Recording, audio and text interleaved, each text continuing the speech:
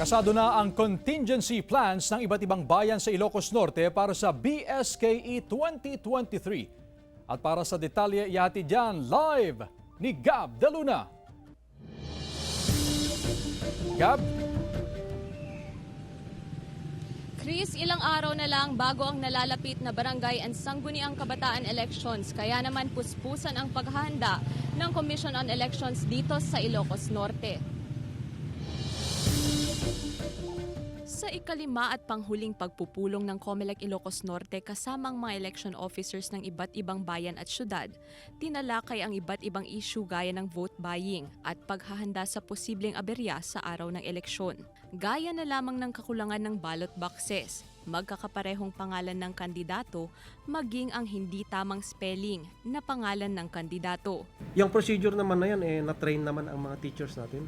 So, itinuro naman ng COMELEC kung paano mag-appreciate ng ballots or paano magbasa at magbilang ng handwritten notes or handwritten ballot na ginawa ni botante. Naturoan naman ng mga teachers natin, so we expect na magiging maayos yung appreciation of ballots and counting of ballots. Pero ang pinakatututukan daw, ang Oplan kontrabigay o vote buying. Unfortunately, may mga kandidato pa rin tayo na hindi sumusunod sa batas.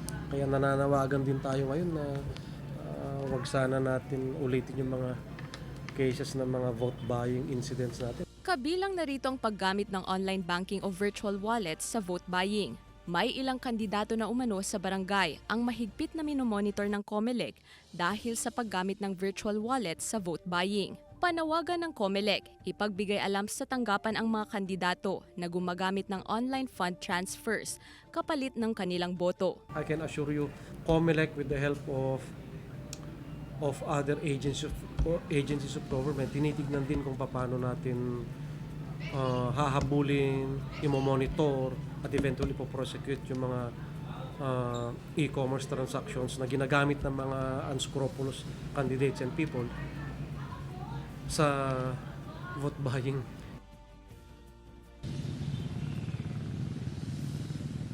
Samantala, Chris, nais naman ng Commission on Elections at ng Ilocos Norte Police Provincial Office na panatilihin ang zero election-related incidents sa probinsya. Wala pa namang kumpirmasyon kung uuwi ang ating Pangulong Bongbong Marcos, pati na rin ang First Family upang bumoto dahil dito nga sila nakarehistro. Pero ayon sa ating COMELEC, pati na rin ang INPPO, ay nakahanda naman sila para sa seguridad ng ating Pangulo at First Family kung sakaling uuwi sila.